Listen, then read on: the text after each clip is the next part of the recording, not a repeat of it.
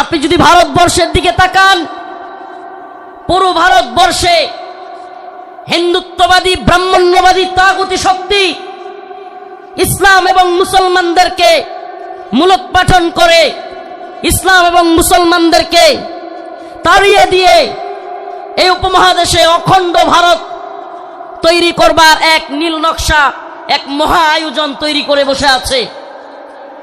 অপ্রিয় মুসলিম উম্মাহ, আজকের আয়োজন বৃথা হয়ে যাবে।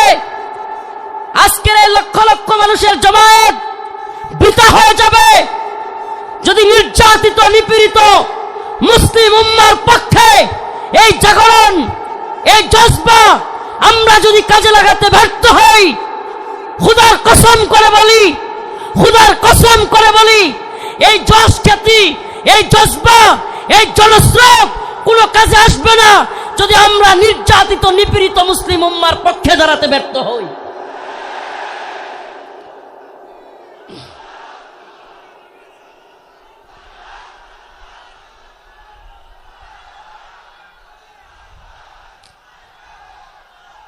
আজ পৃথিবীর দিকে দিকে মুসলমানদের যে চিৎকার, মুসলমানদের যে হাহাকার, মুসলমানদের যে আর্তনাদ, সেটাই যেন কোরআনের সূরাতুন নিসার ৭৫ নম্বর আয়াতে আল্লাহ পাক ফুটিয়ে তুলেছেন। আল্লাহ পাক পৃথিবীবাসীকে জানিয়ে দিচ্ছেন, ওয়ামা লাকুম লা তুকাতিলুনা ফি সাবিলিল্লাহ, وما لكم لا تقاتلون في سبيل الله والمستضعفين من الرجال والنساء والولدان الذين يقولون ربنا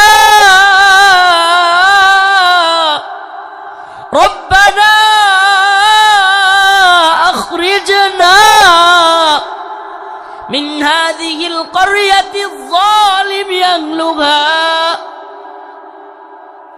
এই যে রব্বানা, হে আমাদের রব, আখরিজনা, আমাদেরকে বের করেন, আমাদেরকে বের করেন, মিন হাযিহিল ক্বরিয়াতিজ যালিমি আহলুহা ওয়াল মুস্তাদআফিনা মিনার রিজাল ওয়ান নিসা ওয়াল উইলদানিল্লাযিনা ইয়াকুলুন। এই যে দুর্বল মানুষদের, নিপীড়িত নির্যাতিত মাজলুম মানুষদের আর্তনাদ, শিশুদের চিৎকার, আমাদের মা বোনদেরকে সেই দর্শিতা মায়ের হাজারি, এগুলোই যেন কোরআনের এই আয়াতে আল্লাহ পাক ফুটিয়ে তুলেছেন। আল্লাহ পাক জানিয়ে দিলেন, ও মুসলিম উম্মার যুবকেরা, খাহেসাত পূরণ করার জন্য লক্ষ লক্ষ জমায়েতের মধ্যে তোমাকে বরণ করে নেওয়া, এটা তোমার সাকসেসফুলতা। কিন্তু মনে রাখবা, এই বরণ করে নেওয়া, এই হাজারো লক্ষ জনতা কিংবা এই স্রোত, এই ফ্যান্টাসি, এই সব কিছু যদি তুমি নির্যাতিত নিপীড়িত উম্মার পক্ষে কাজ করতে না পারো, কোনো লাভ হবে না, কোনো ফায়দা হবে না। আমরা যতক্ষণ পর্যন্ত নির্যাতিত নিপীড়িত মুসলমানদের পাশে দাঁড়াতে পারবো, আল্লাহ পাকের ঘোষণা, ইন্নামাল মুমিনুনা ইখওয়া, মুমিন মুমিনের ভাই, মুমিন মুমিনের ভাই। বড় আফসোস লাগে, কষ্ট লাগে, আমরা কিভাবে দাঁড়াতে পারবো অনেকে বুঝি না। অনেকে বলি, হুজুর আমরা সেই ফিলিস্তিনিদের পক্ষে কিভাবে দাঁড়াবো, আমরা কাশ্মীরিদের পক্ষে কিভাবে দাঁড়াবো। আমি বলি, দাঁড়ানোর অন্যতম মাধ্যম হলো ইসরায়েলি পণ্য বয়কট করুন। মানসিকভাবে অন্তর থেকে কষ্ট লাগে, এদের একটু লজ্জা হওয়া উচিত। এজন্য আজকের যেহেতু সুযোগ পেয়েছি, আর দিনের পক্ষ থেকে এই কথাটা বলার পরে আশা করি এদের কিছুটা হলেও লজ্জা হইতে পারে। এরা কারা? ঢাকার শাহজালাল আন্তর্জাতিক বিমানবন্দর, এটাতে আপনি একটা বোতল পানি কিনে পাবেন না ইসরায়েলি পণ্য ছাড়া। এই নির্লজ্জরা, আমি কতদিন বলেছি, ইকুয়াফিনা কিংবা কিনলে ছাড়া তাদের কাছে কোনো পানি নাই। আমাদের জানতে মনে চায়, আমাদের বাংলাদেশি পণ্য ব্যবহার করতে তোদের এত জ্বলে কেন? ইকুয়াফিনা কিংবা কিনলের চাইতে অনেক ভালো মানের পানি হলো মাম। আজকে মাম পানি এয়ারপোর্টে রাখা যায় না। আজকেও আমি হাবেশ সাহেব, হুজুর নাজমুস সাকিব সাহেব, আমরা শেষ পর্যন্ত সাধারণ ট্যাপ থেকে পানি খাইছি। কথাগুলো কেন বললাম? নির্যাতিত নিপীড়িত মুসলিম উম্মার পক্ষে আমরা দাঁড়াতে পারবো যখন আমি অন্তর থেকে সেই ব্যথাটা অনুভব করব যে আমার মুসলিম ভাই আঘাতপ্রাপ্ত হচ্ছে, আমার মুসলিম বোনকে ধর্ষিতা করা হচ্ছে। সেই ব্যথাটা যখন আমার অন্তরে থাকবে, কিভাবে তাদের পাশে দাঁড়াতে হবে সেটা অন্তর থেকেই আপনার মনই সায় দিবে যে এটা করলেই আমি নির্যাতিত নিপীড়িত ভূখণ্ডের প্রতি আমার সহমর্মিতা জানানো হবে। লজ্জা হওয়া উচিত এই এয়ারপোর্ট কর্তৃপক্ষের। আমি আজকের এই যশোর আদ্দিনের প্রোগ্রাম থেকে জানাতে চাই, অনেক দিন বলার পরেও এরা এই ইসরায়েলি পণ্য চেঞ্জ করতেছে না। এমনকি এয়ারপোর্টে এত বড় বড় আলেম উলামারা আসেন, এখানে একটু পানি খাওয়ার ব্যবস্থা নাই যেটা ইসরায়েলি পণ্য ছাড়া। আল্লাহ পাক এদেরকে হেদায়েত দান করুক, বলে না আমিন, বলে না আমিন। প্রিয় ভাইরা আমার, বন্ধুগণ আমার, এই ইসরায়েলি পণ্যের টাকাটা দিয়েই আপনার আমার মুসলিম ভাইয়ের, মুসলিম সন্তানের গায়ে গুলি করতেছে কিংবা বোমা ফেলতেছে, এই ইসরায়েলি টাকাটা দিয়ে, এই ইসরায়েলি কোম্পানিগুলো। অতএব আমাদের কি এই পণ্যগুলো বয়কট করা দরকার না? কথা বলেন, দরকার না? মনে রাখবেন, আমরা প্রয়োজনে কষ্ট করব, ট্যাপের পানি খাবো, তবুও ইসরায়েলি পানি খাবো না। আমরা প্রয়োজনে ট্যাপের পানি খাবো, আমরা প্রয়োজনে মিনারেল ওয়াটার যদি না পাই, প্রয়োজনে আমরা ট্যাপের পানি, নরমাল পানি খাবো, তবুও ইসরায়েলি পানি ব্যবহার করব। এটা একটা উদাহরণ দেওয়ার জন্য বললাম, কিন্তু এমন অনেক সিস্টেম আছে। ও ভাই, তাহাজ্জুদের সময় নামাজের পরে নির্যাতিত নিপীড়িত উম্মার জন্য, মাজলুমদের জন্য দোয়া করা। ও মুসলিম উম্মা, চিন্তা করে একবার দেখুন, আজকে ফিলিস্তিনের যে অবস্থা, ছোট্ট শিশুকে তার বাবা তার সামনে ছটপট করতেছে, তার ছোট্ট শিশু দৌড়াচ্ছে, কাতরাচ্ছে, ছটপট করতেছে, অথচ বাবা চিকিৎসা দিতে পারতেছে না। একবার ভাবুন না, নিজের সন্তানকে ওই জায়গায় রাখুন, আপনি বাবা হিসেবে আপনার অন্তরটা কেমন লাগবে? আজকে কাশ্মীরের অবস্থা দেখুন, এই ভারতীয় বাহিনী, এই হিন্দুত্ববাদী তাগুতি শক্তি, এই জালেমরা এখন আমাদেরকে হুমকি দেয়, এখন আমাদের গায়ে একটু লাগছে। কিন্তু আপনি কি জানেন, বিশ্বের বড় বড় মিডিয়ার তথ্য অনুযায়ী, রিপোর্ট অনুযায়ী, এটা আমাদের কথা নয়, বিশ্বের বড় বড় মিডিয়ার রিপোর্ট অনুযায়ী এক কাশ্মীরে 10,000 আমাদের মা বোনদেরকে ধর্ষণ করা হয়েছে। কয় হাজার? কথা বলেন না, কয় হাজার? 10,000 আমার আপনার মা বোনকে ধর্ষণ করা হয়েছে এক কাশ্মীরের মধ্যে। প্রিয় মুসলিম উম্মাহ, আল্লাহ মাফ করুক, আজকে কাশ্মীরের পরিস্থিতি যদি আমার দেশের হয়, আমার বাংলাদেশের হয়, কল্পনা করা যায়? ওরা উৎপত্তি আছে সীমান্তের ওপারে মুসলিমদেরকে নির্যাতন করার জন্য। সাউন্ড যাচ্ছে না? কি বলতেছে এরা? সাউন্ড যাচ্ছে? আজকে ওরা উৎপেতে আছে সীমান্তের ওপারে, আমাদেরকে হুমকি ধমকি দিচ্ছে হিন্দুত্ববাদী দাদাবাবুরা। আসলে আমি প্রায় প্রোগ্রামে বলে থাকি, বিধর্মীদের হাক ডাক, মুসলিমদের বিরুদ্ধে যারা হাক ডাক দেয়, সেই সমস্ত জুলুম জালিমদের হাক ডাক হইল একটা বেলুনের মতো। কিসের মতো? কিসের মতো? বেলুনের মতো ফটকা। একটা সুই নিয়া ফুটা করে দিতে পারলেই সব শেষ। সুই নিয়া ফুটা করে দিতে পারলেই। একটা ছোট্ট উদাহরণ দেই, তাইলে আরো ভালো বুঝবেন। চট্টগ্রামে আমার ভাই সাইফুল ইসলাম আলিফকে শহীদ করে দিল সেনাবাহিনীর উপর, পুলিশের উপর। চিন্ময় দাসকে গ্রেফতার করার কারণে আক্রমণ করলো, কিন্তু যখনই মুসলিমরা চট্টগ্রামে জেগে উঠল, মুসলিমরা জজবা নিয়া, ইমানি জশ নিয়া রাজপথে নেমে আসলো।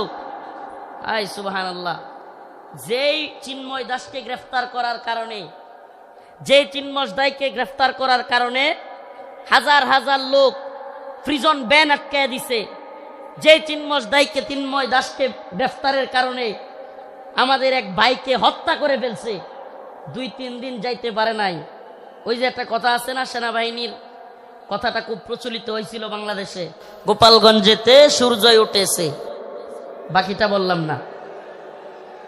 যখনই ওইটা লাগাই দিছে, মুসলিমরাও জায়গা উঠছে। সুবহানাল্লাহ, আগে তো প্রিজন ব্যান আটকায়া মানুষদেরকে হত্যা করে দিচ্ছে। হায় রে তাদের শক্তি, হায় রে তাদের গরম। যেমনি মুসলমানরা জায়গা উঠছে, এখন চিন্ময় দাসের উকিল পাওয়া যাচ্ছে না। চিন্ময় দাসের কি নাই? কথা বলেন না, কি নাই? সুবহানাল্লাহি ওয়া বিহামদিহি, সুবহানাল্লাহি ওয়া বিহামদিহি। আপনারা এই বিষয়টা দেখে থাকলে বুঝবেন, এত হাক ডাক, এত কিছু, অথচ এখন চিন্ময় দাসের উকিল পাওয়া যাচ্ছে না। এদের হাক ডাক হলো ওই বেলুনের মতো, যদি সুই নিয়ে খালি ফুটা করে দিতে পারেন তাইলেই যথেষ্ট। এজন্য আমরা বলি, হিন্দুত্ববাদী নরেন্দ্র মোদীকে বলতে চাই, শত শত আলেমদেরকে শেখ হাসিনা তোমাকে খুশি করার জন্য গ্রেফতার করেছিল,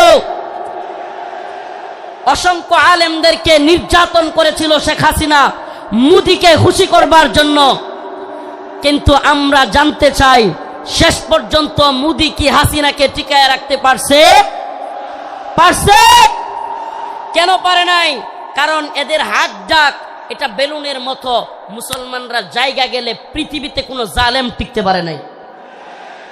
শুধু জালেম হাসিনা যায় নাই, আল্লাহ পাক হাসিনাকে পালায়া যাওয়াদের রোল মডেল বানাই দিছে। হাসিনারে কি বানাই দিছে আল্লাহ? পালায়া যাওয়াদের রোল মডেল। বাশার আল আসাদ পালাইছে, মিডিয়ার নিউজ বলতেছে হাসিনা যেমন শেষ 40 মিনিটের একটা ভিডিও বার্তা দিতে চাইছিল, বাশারও নাকি বার্তা দিতে চাইছিল, দিতে পারে নাই।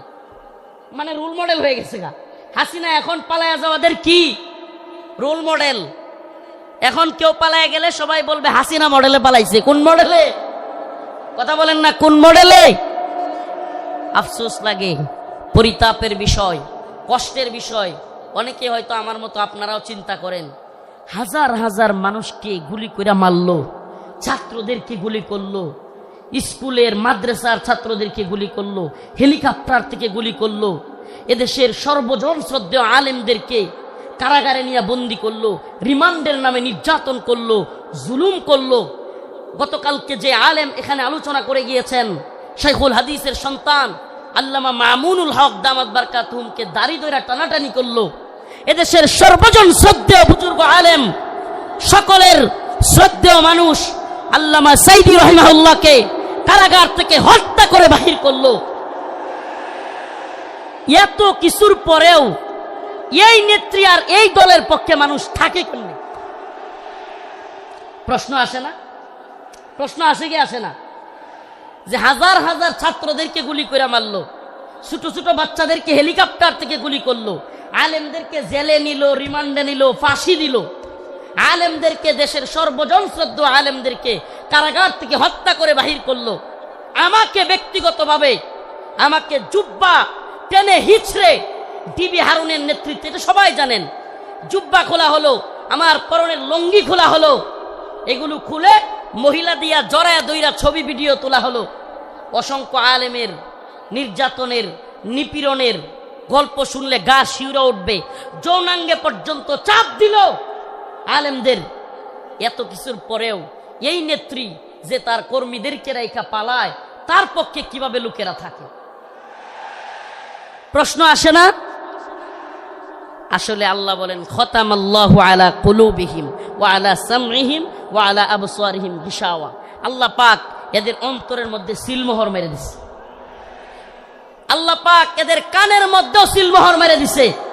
আল্লাহ পাক এদের চোখের উপরে পর্দা ফেলে দিয়েছে।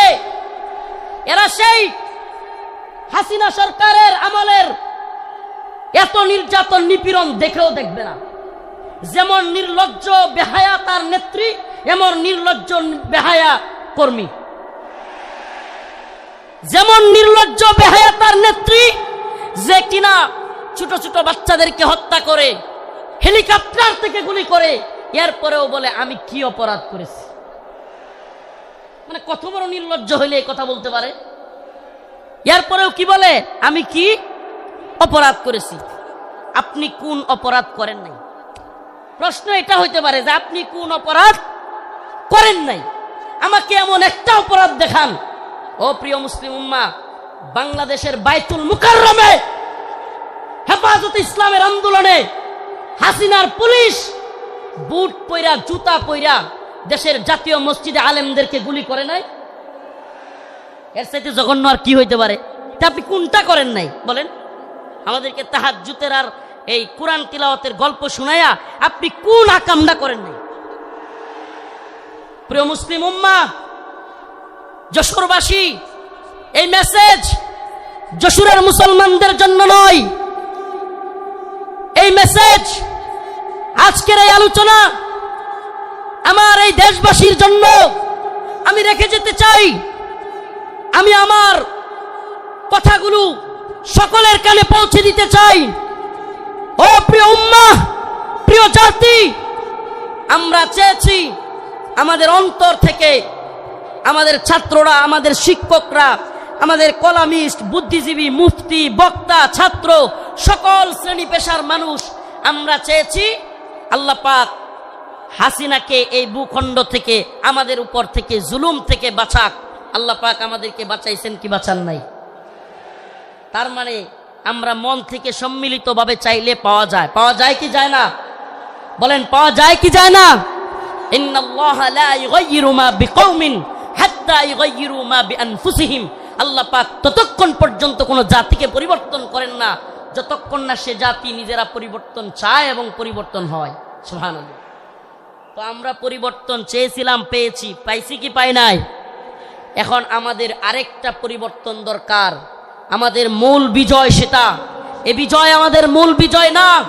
এ বিজয় যদি আমাদের মূল বিজয় হইতো, তাইলে আমরা আল্লাহর নবীরে কেউ কটূক্তি করলে, গালি দিলে আমরা এই রায় পাইতাম যে তার শাস্তি হবে মৃত্যুদণ্ড। তার শাস্তি কি? এই ব্যাপারে ইমামগণ একমত। আল্লাহর নবীকে নিয়ে কেউ কটূক্তি করলে, ব্যঙ্গচিত্র করলে তার শাস্তি মৃত্যুদণ্ড। প্রিয় ভাইরা আমার, বন্ধুগণ আমার, আল্লাহর নবীকে সাহাবাই কেরাম কেমন ভালোবাসতেন! আল্লাহর নবী সাল্লাল্লাহু আলাইহি ওয়াসাল্লামকে তার সাহাবীরা কেমন ভালোবাসতেন! কাব বিন আশরাফ নামে ইহুদিদের এক নেতা ছিল। নাম কি? কাব বিন আশরাফ, এক ইহুদি নেতা। এত দেহ ছিল, অনেক বড় সড়ো ছিল দেহ, বিশাল দেহের আকৃতির লোক ছিল কাব বিন আশরাফ। বদর যুদ্ধে যখন মুসলমানরা বিজয়ী হয়েছে, কাব বিন আশরাফ কষ্টে তার অন্তর জ্বলে গেছে। বদর যুদ্ধে কাফেরদের বড় বড় নেতা আবু জাহেল সহ নিহত হয়ে গেছে, জাহান্নামে চলে গেছে। কাব বিন আশরাফের কলিজায় জ্বলন শুরু হয়ে গেছে। সেই মুহাম্মদ আরবি সাল্লাল্লাহু আলাইহি ওয়াসাল্লামকে নিয়ে বিভিন্ন ধরনের কটূক্তিমূলক কবিতা বানাইছে। তার মহিলা ভাড়া কইরা তাদেরকে দিয়াও রসুলের বিরুদ্ধে বিশুদ্ধার করাইছে। আল্লাহ নবী সাল্লাল্লাহু আলাইহি ওয়াসাল্লাম ডাকলেন, কাব বিন আশরাফ, তাকে হত্যা করতে পারবে এমন কে আছো? সুবহানাল্লাহ বলেন। রাসূল সাল্লাল্লাহু আলাইহি ওয়াসাল্লাম নিজে ডাকলেন, হে আমার সাহাবারা, তোমাদের মধ্যে কে আছে কাব বিন আশরাফকে হত্যা করবে? অথচ আমার নবীর ব্যাপারে অনেকে বলে, রাসূল সাল্লাল্লাহু আলাইহি সাল্লামকে কি বলে, যে রাসূল সাল্লাল্লাহু আলাইহি সাল্লাম এক গালে মারলে আরেক গাল পাইতা দিতেন। ছোটবেলায় এগুলো শুনতাম, নাউজুবিল্লাহ। রসুলের এক গালে মারবে আর সাহাবায়ে কেরাম বসে বসে দেখবে। ইসলাম সন্ন্যাসী মার্কা ধর্ম না। ইসলাম সন্ন্যাসী মার্কা, সন্ন্যাসীগিরি, গান্ধীগিরি ইসলামে চলে না। ইসলামের বাণী একবারে সুস্পষ্ট, ফায়াকতুলুনা ওয়া ইউকতালুন, হয় মরো নাইলে মারো। দিনের প্রয়োজনে মারতে হবে, মরতে হবে। ইনশাআল্লাহ দিনের প্রয়োজনে মারতে হবে, মরতে হবে। মায়ের খাওয়াও সুন্নত, দেওয়াও সুন্নত। আমরা যদি খালি মায়ের খাইতাম, হাসিনার পতন হইতো। মাঝে মাঝে পিটানো দেওয়া লাগছে, কথা কয় না? যারা জালিমের পক্ষ নিবে, একটা কথা মনে রাখবেন, মুসলমান ইমানদার, সম্ভবত হযরত আলী রাদিয়াল্লাহু আনহুর কথা এটা, জালেমদের প্রতি সহানুভূতি দেখানো মাজলুমদের সাথে গাদ্দারি। আবারও বলছি, জালেমদের প্রতি উদারতা দেখানো মাজলুমদের সাথে গাদ্দারি। মাজলুমদের সাথে গাদ্দারি করা যাবে? কাব বিন আশরাফ আল্লাহর নবীর নিয়ে কটূক্তি করে। রাসূল সাল্লাল্লাহু আলাইহি ওয়াসাল্লাম বললেন, তোমাদের মধ্যে কে আছে যে কাব বিন আশরাফকে হত্যা করবে? আল্লাহর নবীর এক সাহাবী মুহাম্মদ বিন মাসলামা দাঁড়ায় গেলেন, ইয়া রাসূলুল্লাহ আতুহিব্বু আন তাকতুলাহু? ইয়া রাসূলুল্লাহ, আপনি কি চান আমি তাকে হত্যা করি? রাসূল বললেন অবশ্যই হা। মুহাম্মদ বিন মাসলামা বললেন ইয়া রাসূলুল্লাহ, আমাকে অনুমতি দেন, আমি একটু তার সাথে গল্প করব, বানায় সিনায়া গল্প করব, আর কি তারা একটু খুশি করব। ইয়া রাসূলুল্লাহ, আমার অনুমতি দেন। আল্লাহর নবী বললেন অনুমতি দিলাম। রাসূলুল্লাহ সাল্লাল্লাহু আলাইহি ওয়াসাল্লামের অনুমতি পেয়ে মুহাম্মদ বিন মাসলামা রাদিয়াল্লাহু আনহু কাব বিন আশরাফের কাছে গেলেন। কাব বিন আশরাফের কাছে গিয়ে আল্লাহর নবীকে নিয়ে যেহেতু বলে আসছেন একটু গল্প করবেন বানায়া সিনায়া, যুদ্ধ মানেই ধোঁকা। আপনি সবকিছু যুদ্ধের ময়দানে শত্রুর বিরুদ্ধে সব কথা বলে দিয়ে আপনি পারবেন না। যুদ্ধ মানেই ধোঁকা, মাঝে মাঝে ধোঁকা দিতে হয়। তো কাব বিন আশরাফ রে গিয়া বললেন, আমরা তো মুহাম্মদ রে নিয়া খালি জাকাত চায়, খালি জাকাত দিতে হয়, সদকা দিতে হয়, বিপদে আসি মুহাম্মদ রে নিয়া। নাউজুবিল্লাহ সাল্লাল্লাহু আলাইহি ওয়াসাল্লাম। রাসূল সাল্লাল্লাহু আলাইহি ওয়াসাল্লামের ব্যাপারে কাব বিন আশরাফকে খুশি করার জন্য কাব খুব খুশি হয়ে গেল। আগেই কিন্তু অনুমতি নিয়ে আইছেন, আগেই অনুমতি নিয়েই আসছেন। আল্লাহর নবীর ব্যাপারে বললেন কাব বিন আশরাফকে, আমরা তো মুহাম্মদ রে নিয়ে বিপদে আছি সাল্লাল্লাহু আলাইহি ওয়াসাল্লাম, কি সদাকা যাকাত দিতে দিতে আমরা শেষ হয়ে যাচ্ছি। কাব কয়, কে আগেই কইছিলাম না? খুব খুশি হয়েছে, আগেই তো কইছিলাম। এবার মুহাম্মদ বিন মাসলামা বললেন, তোমার কাছে কিছু কর্জা চাই। কি চাই? কর্জা চাই, আমাদেরকে কিছু খাদ্য দাও। কাব বিন আশরাফ বলল, দিতে পারি, কিন্তু কিছু বন্ধক রাখতে হবে। আল্লাহর নবীর সাহাবী মুহাম্মদ বিন মাসলামা রাদিয়াল্লাহু আনহু আল্লাহর নবীকে বলে এসেছেন, ও পয়গম্বর, ও আমার প্রিয় হাবিব, আমি অবশ্যই অবশ্যই কাব বিন আশরাফকে কতল করব, তবে আমাকে অনুমতি দেন আমি যেন কাব বিন আশরাফের সাথে খুশ গল্প করতে পারি। আল্লাহর নবী বললেন অনুমতি দেয়া হলো। আল্লাহু আনহু বললেন, মুহাম্মদ তিনি তো আমাদের কাছ থেকে বেশি বেশি সাদাকা আর যাকাত নিচ্ছেন, এমত অবস্থায় আমরা তো ফতুর হয়ে যাচ্ছি, কি করা? কাব খুব খুশি হয়ে গেল। কাব বলল, আগে তোমাদেরকে বলেছিলাম মুহাম্মদের পিছনে থাকবা না। এবার কাব বিন আশরাফের কাছে মুহাম্মদ বিন মাসলামা কিছু চাইলেন। সে বলল, দিতে পারি, শর্ত হলো কিছু বন্ধক রাখতে হবে। দিতে পারি, তবে শর্ত হলো কিছু বন্ধক রাখতে হবে। মুহাম্মদ বিন মাসলামা রাদিয়াল্লাহু আনহু বললেন, ঠিক আছে, কি বন্ধক চাও? কাব বিন আশরাফ বলল, তোমার বউরে বন্ধক দাও। নাউজুবিল্লাহ। এটার বডি ছিল অনেক লম্বা উঁচা, বিরাট সাইজের মানুষ। মুহাম্মদ বিন মাসলামা রাদিয়াল্লাহু আনহু বললেন, না, তোমার কাছে আমার বউ দেওয়া যাবে না। এবার মুহাম্মদ বিন মাসলামা রাদিয়াল্লাহু আনহু বললেন, দিতে পারি, আমার ডাল তলোয়ার এই তরবারিগুলো তোমার কাছে দিতে পারি। এগুলো বন্ধক রাখলেন। বন্ধক রাখার পর কাব বিন আশরাফকে মুহাম্মদ বিন মাসলামা রাদিয়াল্লাহু আনহু বললেন, আমি আমার আরো দুইজন সহযোগীকে নিয়ে আসি, তুমি যেই খাদ্য দিবে, তুমি যেই খাবার দিবে, ওই খাবার জিনিসগুলো নেওয়ার জন্য লোক লাগবে। আসলে কি, কাব বিন আশরাফের যেই সাইজ, ওরে যদি ধরতে হয়, সাইজ করতে হয়, একা একা পারবেন না, এই জন্য আরো দুইজনকে আনতে গেছেন। সুবহানাল্লাহ। এবার উনি দুইজনকে নিয়ে আসলেন। আসার পরে কাব বিন আশরাফকে বললেন, কাব, তোমার মাথার মধ্যে কি সুগন্ধি ব্যবহার করো? এত সুন্দর ঘ্রাণ তোমার মাথা থেকে আসতেছে। এটা আরেকটা পাম, এটা আরেকটা কি পাম। আগে দিছে কি, আরে মুহাম্মদের যাকাত দিতে দিতে আমরা শেষ, এতে করে সে খুশি হয়েছে। আগেই কইছিলাম না মুহাম্মদের পিছনে থাইকো না। নাউজুবিল্লাহ। তো এইবার কি পাম দিল, যে তোমার কল্লার মধ্যে, তোমার মাথার মধ্যে এমন কি সুগন্ধি দাও, এত সুগন্ধি আসতেছে, সুঘ্রাণ আসতেছে।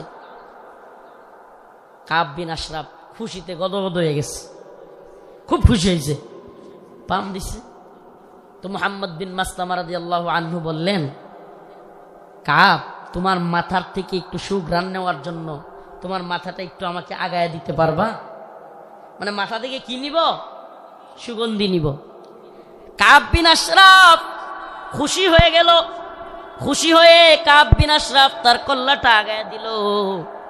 ও যশোরবাসী, খুব মনোযোগ দিয়ে শুনবেন। আল্লাহর নবীর সাহাবা মুহাম্মদ বিন মাসলামা যখন কাব বিন আশরাফ কল্লাটা আগায় দিল, সাথে সাথে আল্লাহর নবীর সাহাবী মুহাম্মদ বিন মাসলামা কাব বিন আশরাফের কল্লা এইভাবে পেছায় ধরলেন। সুবহানাল্লাহ। কাব বিন আশরাফের কল্লা পেছায় ধইরা সঙ্গী সাথী থাকা অন্য সহপাঠীদেরকে বললেন, কাব বিন আশরাফের কল্লার মধ্যে কূপ দাও। সুবহানাল্লাহ। মুহাম্মদ বিন মাসলামা গলা চাইপা ধরলেন, আর কাব বিন আশরাফকে ওনার সাথীদেরকে বললেন, কূপ দাও। আল্লাহু আকবার বলে কাব বিন আশরাফের কল্লা ফেলে দিলেন। ও মুহাম্মদ আরবির উম্মতেরা, সেই জগৎ বিখ্যাত উক্তি শাইখ খালিদ আর রশিদ ফাকাল্লাহু আসরার কণ্ঠে কণ্ঠ মিলিয়ে বলতে চাই, ইয়া উম্মতে মুহাম্মদ, ইয়া উম্মতে মুহাম্মদ, আমার নবীকে নিয়ে কটূক্তি করা হবে, আমার নবীকে নিয়ে ব্যঙ্গচিত্র বানানো হবে। আল্লাহর নবীর সাহাবায়ে কেরাম সহ্য করতে পারতেন না। ফরমায় রাসূলুল্লাহ সাল্লাল্লাহু আলাইহি ওয়াসাল্লাম, ফরমায় রাসূলুল্লাহ সাল্লাল্লাহু আলাইহি ওয়াসাল্লাম, মান সাব্বা নাবিয়ান ফাকতুলু, আল্লাহর নবীকে নিয়ে যে কটূক্তি করবে, রাসূল সাল্লাল্লাহু আলাইহি সাল্লামকে যে গালি দিবে, তার শাস্তি একটাই। সমস্ত ইমাম একমত, আল্লাহর নবীকে নিয়ে কটূক্তিকারীর শাস্তি ওয়াজিবুল কতল, তাকে হত্যা করা হবে, তার কল্লা থেকে গলাকে আলাদা করে দিতে হবে।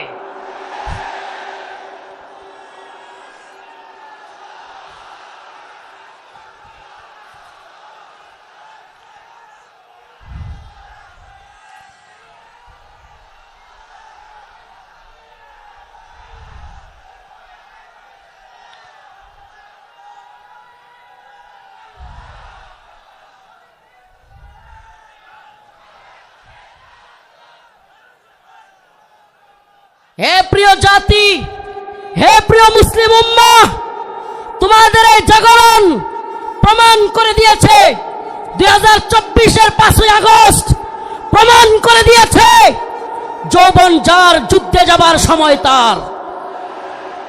যুবকরা দেখিয়ে দিয়েছে হাসিনার লাফালাফি আর কাদেরের পালাবো না। কোথায় কাকা? পালাবো না কোথায়? এত দাম্ভিকতা, এত অহংকার ভালো না, এত দাম্ভিকতা, এত অহংকার ভালো না। মনে রাখবা, ফিরাউন নমরুদি আল্লাহর কাছে কোনো টাইম ছিল না, আর উবাইদুল কাদের আর হাসিনা। আল্লাহ পাক তোমাদেরকে পরিণতি দেখিয়ে দিয়েছেন।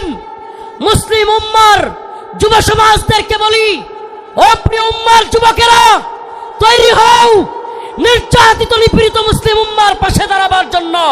তৈরি হও, আল্লাহর নবীর বিরুদ্ধে যারা যাবে বাংলার জমিনে, তাদেরকে অবশ্যই ওয়াজিবুল কতল, আল্লাহর নবীর গালি দেওয়ার শাস্তি, মৃত্যুদণ্ড করতেই হবে। রাজি আছো তো ইনশাআল্লাহ? ও প্রিয় মুসলিম উম্মাহ, তোমরা তো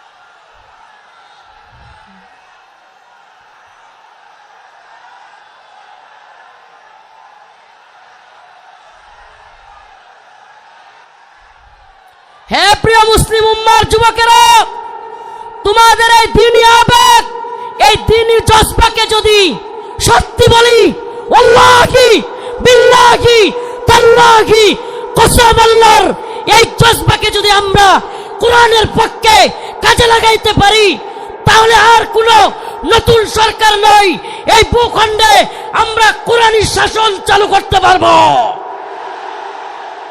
আর কোন তন্ত্রমন্ত্র নয়, তন্ত্রমন্ত্রের দেখা শেষ। আমরা তো এই স্লোগান দিকে দিকে আজ জানিয়ে দিতে চাই, তন্ত্রমন্ত্রের দিন শেষ, কোরআন সুন্নাহর বাংলাদেশ। বলেন না, তন্ত্রমন্ত্রের দিন শেষ। কোরআন সুন্নাহর বাংলাদেশ, সাবিলুনা সাবিলুনা, তারিকুনা তারিকুনা। স্লোগান আজকে একটু ব্যতিক্রম হবে। আমি বলবো আল্লাহর জমিনে আল্লাহর আইন বাস্তবায়ন ফরজে আইন। বলতে পারবেন? আল্লাহর জমিনে আল্লাহর আইন বাস্তবায়ন ফরজে আইন। হয়তো শরীয়ত, ইম্মা শরিয়া, ইম্মা শরিয়া, হয়তো শরীয়ত। হয়তো আমরা শাহাদাত বরণ করব, না হলে ভূখণ্ডে শরীয়ত প্রতিষ্ঠা করব। কালেমার পতাকা দেখলে যেগুলোর জ্বলে এগুলোর সাবধান করে দিতে চাই। এ ভূখণ্ডে লা ইলাহা ইল্লাল্লাহর পতাকা উড়বেই, আজ হোক কাল একদিন উড়বেই। ইসাবাতান মিন উম্মতি আহরাজাহুম আল্লাহু মিনান নার, ইসাবাতুন তাগজুল হিন্দা ওয়া ইসাবাতু মা ঈসা ইবনে মারইয়াম। রাসূলের ঘোষণা, এই ভূখণ্ডে হিন্দুত্ববাদী ব্রাহ্মণ্যবাদী তাগুতি শক্তির বিরুদ্ধে, দিল্লির বিরুদ্ধে, হিন্দুত্ববাদীদের বিরুদ্ধে আল্লাহর নবী বলেছেন মুসলমানদের একটা গজওয়া হবে, গজওয়াতুল হিন্দ হবে। সেই যুদ্ধে মুসলমানরা বিজয়ী হবে। শুধু বিজয়ী হবে না, দিল্লির সেই মসনদে, দিল্লির সেই লাল কেল্লায় কালেমার পতাকা পথ পথ করে উড়বে ইনশাআল্লাহ, ইনশাআল্লাহ।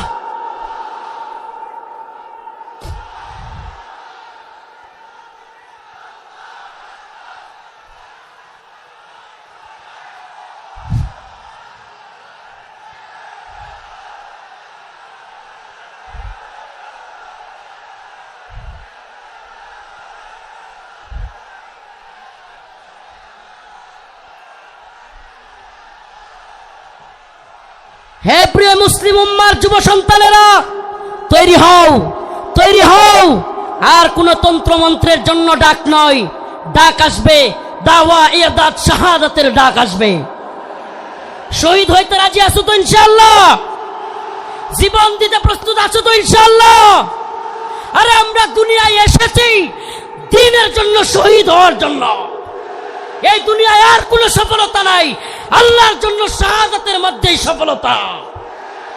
ইম্মা শরিয়া ওয়া ইম্মা শাহাদা, হয়তো শরীয়ত। আল্লাহর জমিনে আল্লাহর আইন।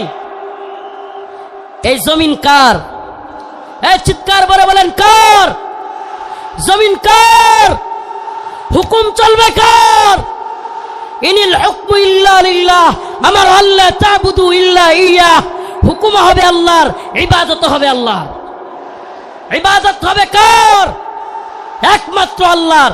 এই কোন তাগুতের গোলামি আমরা করব না। আমরা কার গোলাম?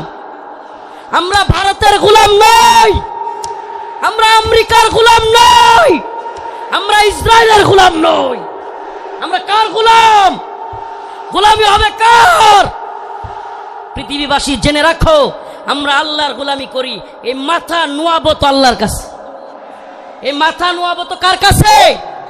পৃথিবীর কারো কাছে আমাদের মাথা নত হবে। এবার আমার ডকুমেন্টারি তো দেখলেন, শেখুল হাদিস ইবনে শেখুল হাদিসের ডকুমেন্টারি দেখলেন, অন্যান্য আলেমদের ডকুমেন্টারি তো দেখবেন। আমি কিছু মাজলুমদের ডকুমেন্টারি আপনাদের সামনে বলে যাই, কলিজা ফেটে যায়। ও মুসলিম উম্মার প্রিয় যুবক ভাইরা, আপনারা জেনে থাকবেন 2013 সালে শাপলা চত্বর এক ভয়াবহ রাতের সাক্ষী অনেকেই।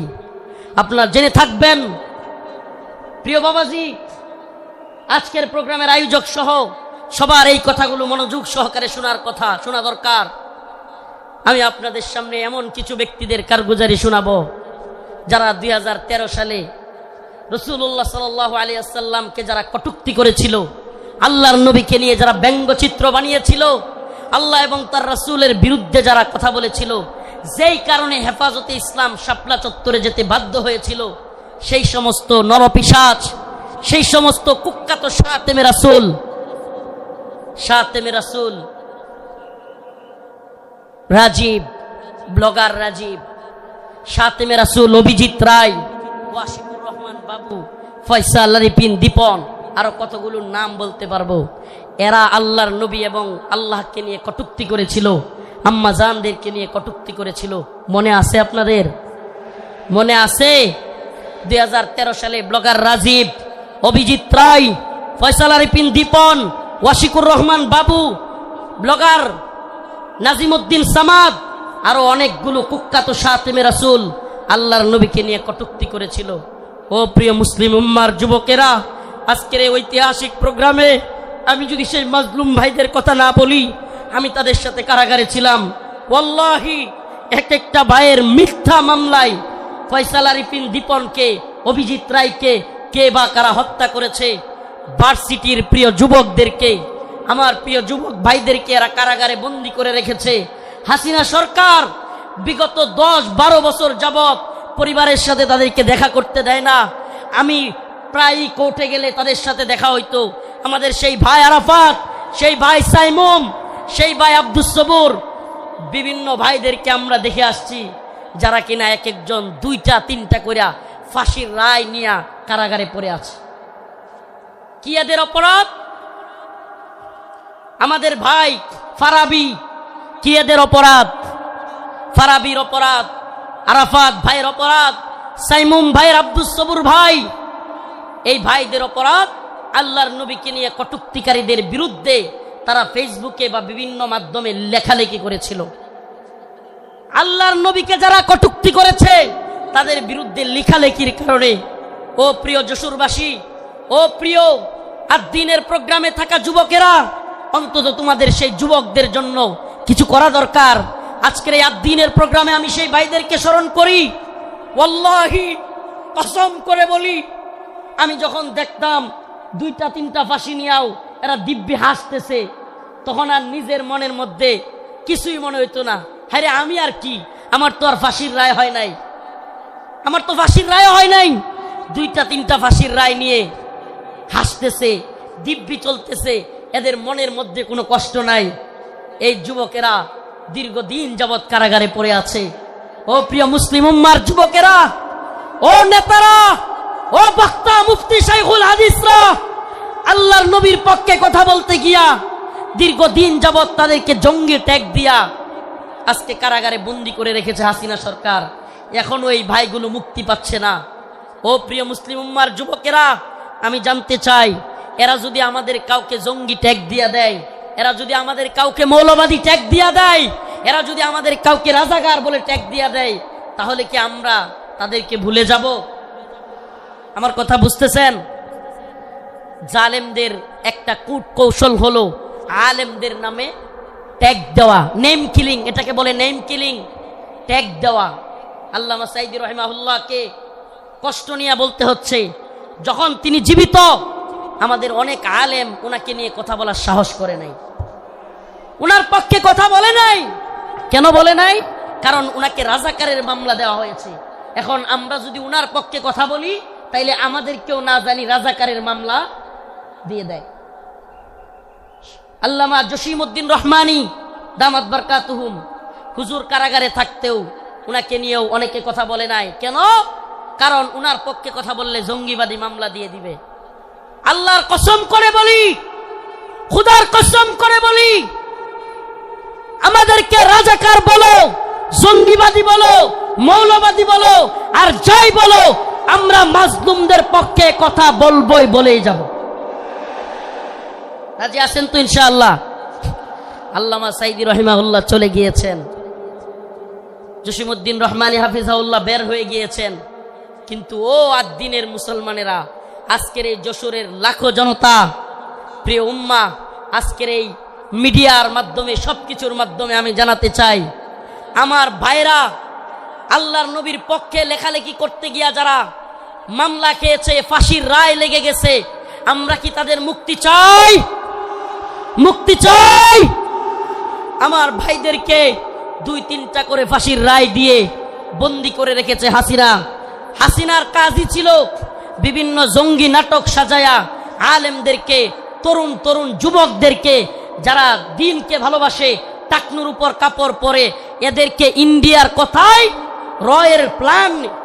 রয়ের প্ল্যানে মুসলিম উম্মার যুবকদেরকে, দিন যারা ভালোবাসে তাদেরকে গ্রেফতার করা, তাদেরকে জঙ্গি বলা, মৌলবাদী বলা, এটা একটা ট্রেন্ড ছিল, এটা তাদের একটা ট্যাগ মিশন ছিল, মিশন, তাদের একটা মিশন।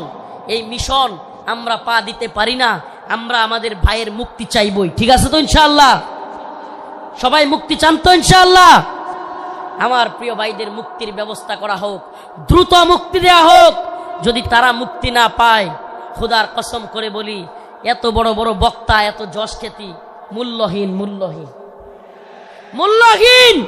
আমরা যদি মাজলুমদের পাশেই দাঁড়াতে না পারি। আজকের আলোচনার বিষয় এটাই, ওমা লাকুম লা তুকাতিলুনা ফি সাবিলিল্লাহ ওয়াল মুস্তাদাফিনা মিনার রিজাল ওয়ান নিসাই ওয়াল উইলদানিল্লাযীনা يقولون ربنا أخرجنا من هذه القرية الظالم أهلها واجعل لنا من لدنك وليا واجعل لنا من لدنك نصيرا الله رب العالمين বলেন, وما لكم لا تقاتلون في سبيل الله, তোমাদের কি হয়ে গেল? তোমরা আল্লাহর পথে কিতাল করতেছ না, যুদ্ধ করতেছ না। জিহাদ বললে অনেকে অপব্যাখ্যা করে, নফসের জিহাদ, এটা সেটা অনেক অপব্যাখ্যা করে। কারণ কি? কারণ কি? কারণ আল্লাহ বলছেন কুতিবা আলাইকুমুল কিতাল ওয়া হুয়া কুরহুল লাকুম। কারণ আল্লাহ পাক জানতেন জিহাদের ব্যাপারে অনেকের অ্যালার্জি থাকবে, অনেকে অপছন্দ করবে। আমাকে বলেন, আল্লাহ পাক যখন কোরআনে কারীম নাজিল করেছেন, আল্লাহর রাসূল কি জিহাদকে অপছন্দ করতেন? হ্যাঁ, সাহাবায়ে কেরাম অপছন্দ করতেন। তাহলে এই আয়াত কাদের জন্য? কুতিবা আলাইকুমুল কিতাল ওয়া হুয়া কুরহুল লাকুম, এই আয়াত কাদের জন্য? আল্লাহ পাক জিহাদকে, যুদ্ধকে ফরজ করেছেন দ্বীনের জন্য, অথচ তোমরা তা অপছন্দ করবে, অপছন্দ করো। আল্লাহ বলছেন তোমাদের অনেক জিনিস আছে অপছন্দ, কিন্তু হুয়া খায়রুল লাকুম, সেটার মধ্যে কল্যাণ আছে। আমার তো মনে হয় আল্লাহ পাক, আমার মনে হয় না, এটাই তাফসীর, এটাই ব্যাখ্যা, যে আল্লাহ পাক সেই সমস্ত লোকদেরকে উদ্দেশ্য করে বলেছেন যারা জিহাদকে অপছন্দ করবে। সাহাবায়ে কেরাম জিহাদকে অপছন্দ করতেন না, আল্লাহর নবী আল্লাহর দ্বীনের পক্ষে জিহাদকে অপছন্দ করতেন না। যারা অপছন্দ করে তাদের জন্য এই কথা। অথচ দিকে দিকে মাজলুম, ওমা লাকুম লা তুকাতিলুনা ফি সাবিলিল্লাহ, তোমাদের কি হয়ে গেল? তোমরা আল্লাহর পথে যুদ্ধ করতেছ না। ওয়াল মুস্তাদাফিনা মিনার রিজাল ওয়ান নিসাই ওয়াল বিলদান, দুর্বল নারীরা, দুর্বল বাচ্চারা চিৎকার করে করে বলতেছে, ইয়াকুলুনা রব্বানা আখরিজনা, আয় আল্লাহ আপনি আমাদেরকে বের করেন, মিন হাদিহিল ক্বরিয়াতিজ যালিমি আহলুহা, এই ভূখণ্ডের মানুষরা বড় জালেম, ওয়াজআল লানা মিন লাদুনকা ওয়ালিয়া, আপনি আমাদের জন্য অভিভাবক পাঠান, ওয়াজআল লানা মিন লাদুনকা নাসীরা, আপনি আমাদের জন্য সাহায্যকারী পাঠান। মাজলুমদের সাহায্যকারী হইতে রাজি আছি তো ইনশাআল্লাহ? মাজলুমদের সাহায্যকারী হইতে রাজি আছি তো ইনশাআল্লাহ? তাইলে আজকে থেকে ইসরায়েলি পণ্য বয়কট, রাজি আছেন তো ইনশাআল্লাহ? আজকে থেকে যে সমস্ত মাজলুমরা রসুলের পক্ষে লিখতে গিয়ে, বলতে গিয়ে, আমার ভাই ফারাবি, আমার ভাই আরাফাত, সাইমুম, আমি আমার ভাই বলতেছি, পারলে আমারে মামলা দিয়ে দে, আমার যায় আসে না। তাদের সাথে আমারে মামলা দিয়ে দিলে আমার যায় আসে না, এরা আমাদের ভাই। আমরা অনেকেই সেই গাজী ইলমুদ্দিনের গল্প বলি, ভারতে রঙ্গিলা রাসূল বই লিখেছিল, নাউজুবিল্লাহ, সেই গল্প বলতে পছন্দ করি। কিন্তু বাংলাদেশের গাজী ইলমুদ্দিনরা 2-3টা করে ফাঁসির রায় নিয়ে কারাগারে পড়ে আছে, সেই খবর আমরা কেউ রাখি না। প্রিয় ভাইরা আমার, বন্ধুগণ আমার, মাজলুম উম্মার পক্ষে দাঁড়াতে হবে। আজকের আমার আলোচনার মূল কথা, মাজলুম উম্মার পাশে দাঁড়াতে, মাজলুম উম্মার পাশে দাঁড়াতে। ইন্নামাল মুমিনুনা ইখওয়া, মুমিন মুমিনের ভাই। আমার অন্য মুমিন ভাই কষ্ট পেলে আমার অন্তরে আঘাত আসবে। এদেশের কোন আলেমকে আল্লাহ না করুক জাতীয় আন্তর্জাতিক চক্রান্তের কারণে নতুন করে কেউ যদি, কোন জালেম যদি এদেশের কোন আলেমকে আবারও জুলুম করতে চায়, আবারও যদি শাইখুল হাদিস আল্লামা মামুনুল হককে, শাইখুল হাদিস আল্লামা মামুনুল হক সহ, মুফতি আমির হামজা সহ, মুফতি হারুন ইজহার, এদেশের অনেক বক্তা যারা কিনা কারাগারে ছিল, আবারও যদি সেই সমস্ত আলেমদেরকে কেউ গ্রেফতার করবার দুঃসাহস করে, জাতীয় আন্তর্জাতিক চক্রান্তের কারণে আবারও যদি আলেমদের দিকে কেউ চোখ তুলে তাকায়, কেউ যদি হাত তোলার সাহস করে, সেই হাত ভেঙ্গে গুড়িয়ে দেওয়ার হিম্মত আছে তো মুসলমান? আছে তো ইনশাআল্লাহ? জাতীয় আন্তর্জাতিক চক্রান্ত চলছে।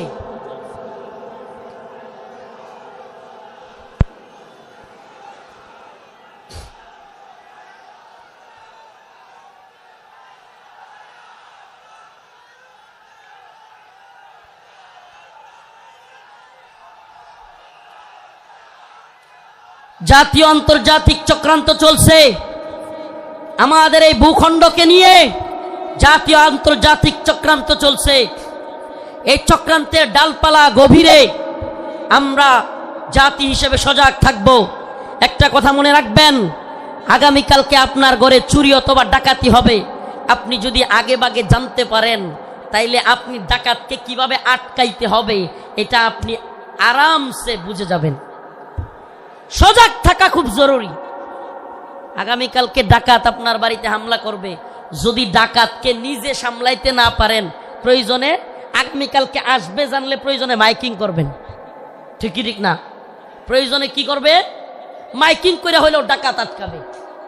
তো যদি আমরা জানি আমাদের বিরুদ্ধে চক্রান্ত হচ্ছে, হিন্দুত্ববাদী ভারত আমাদের বিরুদ্ধে চক্রান্ত অব্যাহত রেখেছে, এমনকি আমরা শুনতে পাই বর্তমান উপদেষ্টা কমিটিতেও ভারতীয় দালালরা বসে গেছে। এ কথা আমরা শুনতে পাই। বর্তমান উপদেষ্টা কমিটিতে ভারতীয় দালাল ঢুকে গেছে। আমাদের বক্তব্য স্পষ্ট, মোমেন এক গর্তে দুইবার পা দেয় না। মোমেন এক গর্তে দুইবার পা। আমরা আর দুখা খেতে চাই না। আমরা আর কোন জালেমদেরকে, ইন্ডিয়ার গোলামদেরকে বাংলার ক্ষমতার মসনদে দেখতে চাই না। মাওলানা আব্দুল হামিদ খান বাসানী বলেছিলেন, পিন্ডি ছেড়েছি দিল্লির গোলামের জন্য নয়। কথাটা মনে আছে আপনাদের? রাওয়ালপিন্ডি পিন্ডি ছেড়েছি দিল্লির গোলামির জন্য নয়। অর্থাৎ পাকিস্তানের পিন্ডি ছেড়েছি, ভারতের দিল্লির গোলামির জন্য নয়। আমি বলি পিন্ডি ছেড়েছি, দিল্লি ছেড়েছি, ওয়াশিংটনের গোলামির জন্য নয়। আমরা ওয়াশিংটনের গোলামি করব না। আমরা সমস্ত জাতীয় আন্তর্জাতিক চক্রান্তকে মোকাবেলা করে আমরা স্বাধীন চেতা, আমরা মুসলমান, আমরা স্বাধীন ভূখণ্ডে স্বাধীনভাবে বসবাস করতে চাই। আমরা কোরআন সুন্নাহ অনুযায়ী রাষ্ট্র ব্যবস্থা চাই। রাজি আছেন ইনশাআল্লাহ? ওয়ালাউ আন্না আহলাল কুরা আমানু ওয়াত্তাকাউ লাফাতাহনা আলাইহিম বারাকাতিন মিনাস সামাই ওয়াল আরদ। সুবহানাল্লাহ। আল্লাহ পাক বলেন, ওয়ালাউ আন্না আহলাল কুরা আমানু ওয়াত্তাকাউ লাফাতাহনা আলাইহিম বারাকাতিন মিনাস সামাই ওয়াল আরদ। আল্লাহ পাক বলেন, যদি জমিনের বাসিন্দারা তাকওয়া অবলম্বন করত এবং আল্লাহর আইন মেনে চলতো, তাহলে আল্লাহ পাক বারাকাতিন মিনাস সামাই ওয়াল আরদ, আসমান এবং জমিনের সমস্ত বারাকা খুলে দিতেন। সুবহানাল্লাহ। আল্লাহ পাক সমস্ত বারাকা খুলে দিতেন। এজন্য আমি স্লোগান ধরেছি, আল্লাহর জমিনে আল্লাহর আইন বাস্তবায়ন ফরজে আইন। এই তন্ত্রমন্ত্রের আইন 5 বছরের জন্য ইসলাম, এটা আমরা চাই না। আমরা চাই আজীবনের জন্য ইসলাম। ইসলাম কি 5 বছরের সীমায় গণ্ডিতে আবদ্ধ? ইসলাম 5 বছরের সীমান্তে আবদ্ধ নয়। ইসলাম 5 বছরের সীমানায় আবদ্ধ না। 5 বছর ভোট দিয়া নির্বাচিত করে ইসলাম কায়েম। 5 বছর গেলে আবার হয়তো সরে যাইতে হবে। দিন ইসলাম 5 বছরের জন্য সীমাবদ্ধ থাকার জন্য নয়। ইসলাম কায়েম করতে হবে, আল্লাহর জমিনে আল্লাহর আইন বাস্তবায়ন করতে হবে। এটা হবে মুসলিম উম্মার তাড়না, এটা হবে মুসলিম উম্মার প্রেরণা। আমরা হুঁশিয়ার করে দিতে চাই, সাবধান করে দিতে চাই। 2024 সালে হাসিনার পালানোর দৃশ্য দেখা এবং বাংলাদেশে আওয়ামী লীগের অবস্থান দেখা কেউ যদি শিক্ষা না নেন, নতুন করে জুলুম করার চিন্তা ভাবনা, নতুন কইরা কেউ জুলুম করার ভূত কারো মাথায় চাইপা বসে, তাইলে আওয়ামী লীগের পরিণতির জন্য অপেক্ষা করেন। নতুন কইরাও যদি হাসিনার মতো জুলুমের চিন্তা ভাবনা কেউ করেন, আওয়ামী লীগের মতো জুলুম করার খায়েশাত, জালেম হওয়ার ভূত মাথায় চাইপা বসে, সাদাবাজি, টেন্ডারবাজি, দুর্নীতির বোধ, তাইলে বাংলার জনগণ লাথি দিয়া আপনাদের ভূতও তাড়াইয়া দিবে। নতুনদের জন্য এটা একটা হুঁশিয়ারি। 2024 সাল এটা আমাদের গর্বের, 2024 আমাদের গর্বের। আমাদের এই চেতনাকে ধরে রাখতে হবে। প্রিয় যুব সমাজ, আমি আগে ফিলিস্তিনের বিভিন্ন ভিডিও দেখতাম, ফিলিস্তিনের মুসলমানদের ভিডিও দেখতাম। ছোট ছোট বাচ্চা ছেলেরা পাথর নিয়া ইসরায়েলের ট্যাঙ্কের মধ্যে নিক্ষেপ করতেছে, গোলাল দিয়া ইসরায়েলিদেরকে মারতেছে। সুবহানাল্লাহ। 2024 সালে দেখলাম আমাদের ছোট ছোট বাচ্চারা পুলিশের পেটের মধ্যে গিয়া ঘুষি মারতেছে। সুবহানাল্লাহ বলেন না? এইটা একটা জিনিস অন্তত হইছে, আলহামদুলিল্লাহ। 2024 সালে আমরা এটা অন্তত বুঝছি, যুব সমাজ জেগে উঠলে জালেমের পরিণতি ভয়াবহ। যুব সমাজ জেগে উঠলে জালেমের পরিণতি কি? তো যশোরবাসী, আপনারা কি ঘুমায় গেছেন নাকি জাগ্রত আছেন? হাসিনা ভারতের গোলামি করেছিল, বাংলাদেশকে দিল্লির একটা, কি বলবো এটাকে, অনেকে বলে অঙ্গরাজ্য, আমি বলি অঙ্গরাজ্য না। হাসিনা এটাকে দিল্লির একটা ডাস্টবিন বানাইছিল। দিল্লির ডাস্টবিন মানে দিল্লি আমাদের আম খাবে, আমাদের ইলিশ খাবে, আমাদের সব কিছু নিবে, ট্রানজিট নিবে, আমাদের রেল লাইন নিবে, আমাদের সব কিছু নিবে, আর আমাদেরকে লাশ উপহার দিবে, আমাদেরকে বন্যার পানি দিয়া বাসায়া একের পর এক লাশ উপহার দিবে। এটাকে আপনি ডাস্টবিন না বলে কি বলবেন?